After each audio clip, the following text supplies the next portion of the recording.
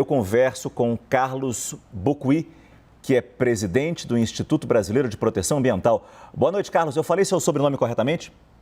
Falou sim, corretamente. Obrigado, Carlos. Boa noite. Muito obrigado pela sua presença aqui no nosso Prime Time. Carlos, nas próximas horas deve sair esse acordo final lá da COP26. Sabemos que a versão apresentada hoje já foi mais branda, deixando referências ainda ao combustível fóssil, não há uma condenação. Qual é a sua visão sobre esse acordo que parece vai sair desta cúpula?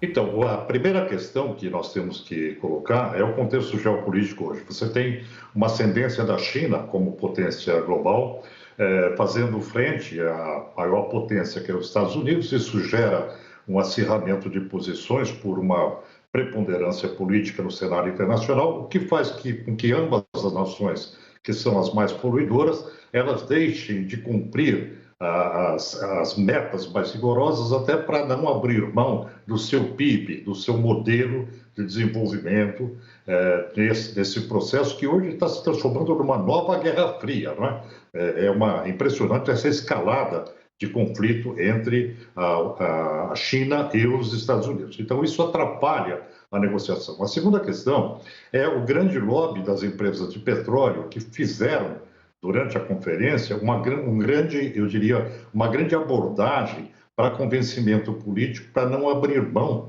de carvão e de petróleo. Isso porque, é claro, business as usual, os negócios como sempre foram, eles estão imbricados nos PIBs dos países e é muito difícil quebrar essa lógica, né? Só que essa lógica tem que ser quebrada, senão a humanidade não sobrevive.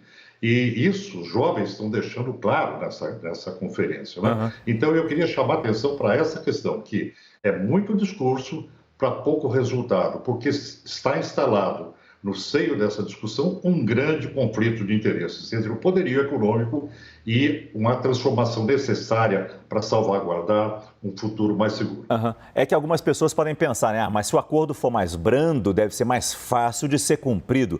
A questão é, a gente não tem tempo para um acordo mais brando. As metas, as propostas dos países deveriam ser mais ambiciosas e a gente não está vendo isso acontecer. Então, é isso. Nós estamos no estado de emergência climática. Você veja o estado de São Paulo, por exemplo, no Brasil, sendo tomado por tempestades de areia, que era uma questão do deserto. Você já tem os efeitos presentes. Então, esse estado de emergência climática, ele exige uma postura muito firme por parte, principalmente, dos países poluidores, no sentido de enfrentar essas emissões. Então, não há mais tempo para você colocar a termos brandos, não é? Você tem que colocar os termos a serem cumpridos de acordo com a necessidade de sobrevivência dos planetas, e do planeta, principalmente dos países que têm mais dificuldade, que sofrerão mais os impactos, como, por exemplo, países insulares, países subsaarianos da África, né, que tem aí um grande problema. Vocês mesmos acabaram de noticiar o problema do Afeganistão, né, de pobreza. Quer dizer, você tem uma série de populações vulneráveis que têm que ser protegidas.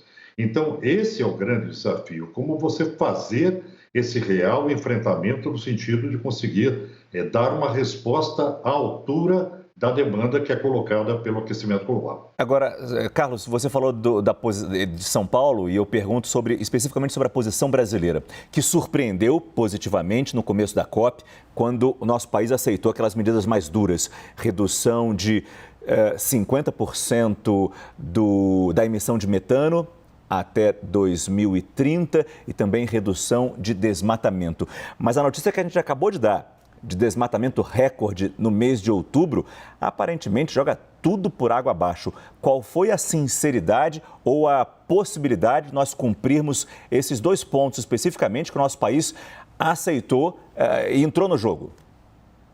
Bom, o que deve ser evitado, a política internacional, e o Itamaraty brasileiro deve evitar, é exatamente não prometer coisas que não possa cumprir. Ou se prometer, ele tem que estar certo de que as condições internas do país estão caminhando para dar condições a esse cumprimento. Por exemplo, qual é a engenharia social, política instalada hoje no Brasil qual é o potencial do Ministério do Meio Ambiente com uma capacidade transsetorial de entrar nos outros setoriais de governo para transformá-los, né?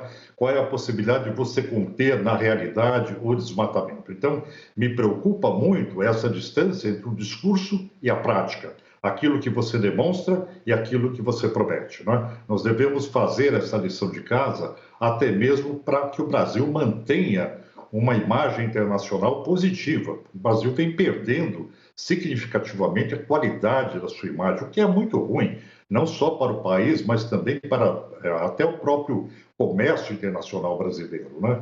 Então, eu vejo com preocupação essa distância entre o discurso e a prática.